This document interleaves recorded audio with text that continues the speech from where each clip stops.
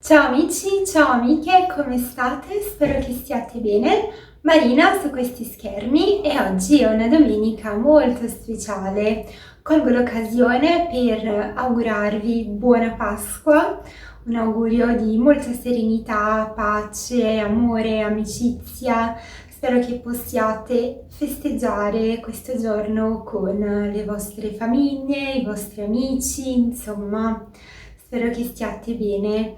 Nel video di oggi parleremo appunto di questo argomento. La mia intenzione è quella di darvi un panorama generale su come si festeggia la Pasqua in Brasile e parlarvi un po' delle differenze rispetto ai festeggiamenti in Italia. Partiamo col dire che sto registrando questo video in base alle mie esperienze personali, alle tradizioni della mia famiglia. Quindi se avete qualcosa da aggiungere, mi raccomando, lasciatemi un commento qui sotto e così parliamone. Ho pensato di registrare questo video perché penso potrebbe esservi utile sia dal punto di vista culturale, sia per imparare o per esercitare il lessico legato a questo festeggiamento. Allora, la Pasqua è una festa molto importante per i cristiani che sono in tanti qui in Brasile, tra cattolici, protestanti e spiritisti. La parola Pasqua significa passare oltre, passaggio. È una festa legata al mondo ebraico durante la quale si celebrava il passaggio di Israele attraverso il Mar Rosso, dalla schiavitù d'Egitto alla libertà. Per i cristiani è appunto la festa del passaggio dalla morte alla vita, il ritorno alla vita di Gesù Cristo. Qui in Brasile abbiamo la tradizione di scambiarci uova di cioccolato in questo periodo, così come in Italia e in diverse altre nazioni del mondo. Questa usanza, questa tradizione ha un significato, una simbologia, perché dall'uovo nasce la vita che viene associata con il risorgimento di Gesù Cristo e di conseguenza con la Pasqua.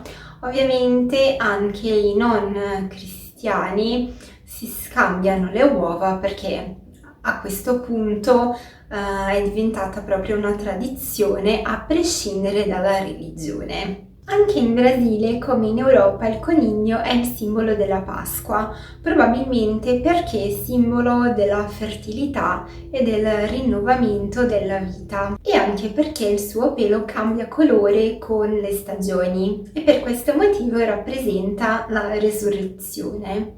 Per i bambini il conigno pasquale è simbolo di divertimento, di gioia, perché porta le uova di cioccolato. Allora, la festività della Pasqua in Brasile generalmente viene celebrata in famiglia, così come il Natale.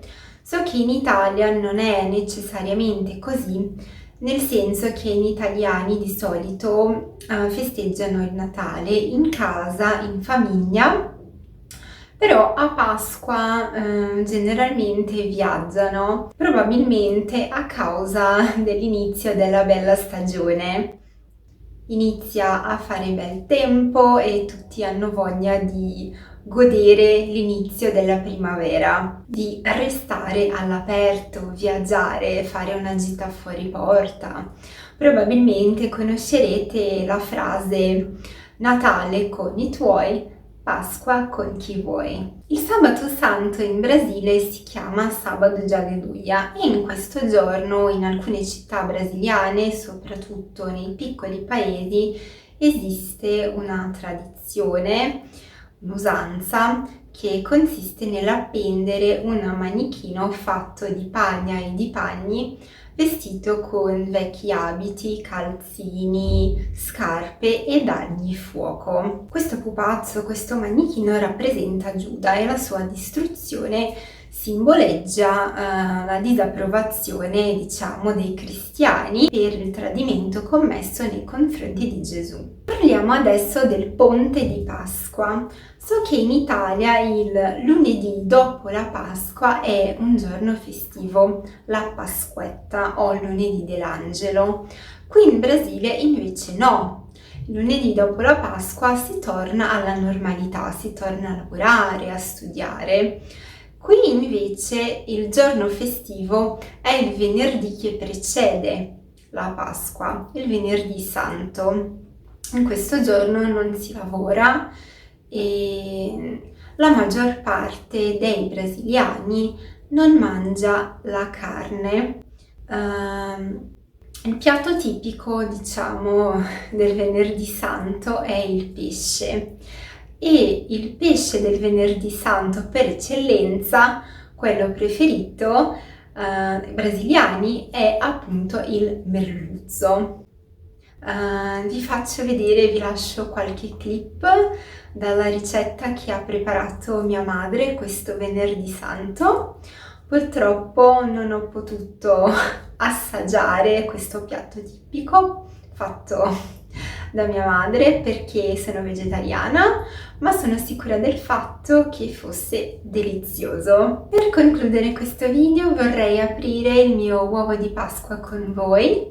In realtà è il primo uovo che ho comprato quest'anno, non ce l'ho qui con me perché l'ho già mangiato. E sicuramente sarà il mio preferito del 2022 perché è stato preparato da una mia amica, un uovo artigianale molto bello con queste fragole fresche ed era appunto squisito, fatto per me, quindi era semplicemente perfetto.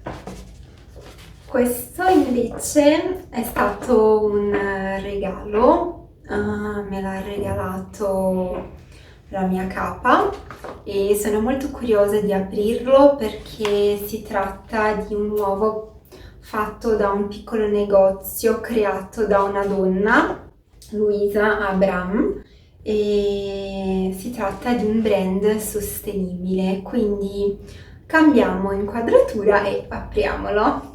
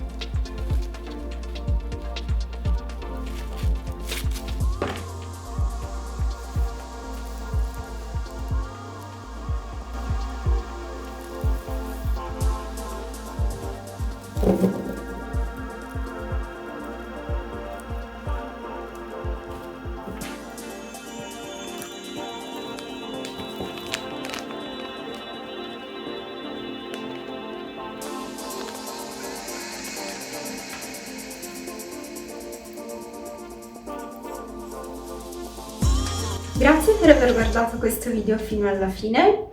Per me la Pasqua è un periodo di molta riflessione, è un periodo in cui mi chiedo come potrei rinascere, nel senso di diventare una persona migliore. Per questo motivo vi saluto con una citazione di Pablo Neruda. Nascere non basta, è per rinascere che siamo nati, ogni giorno. Amici, un abbraccione, vi auguro una splendida settimana e noi ci vediamo super presto su questi schermi. Ciao!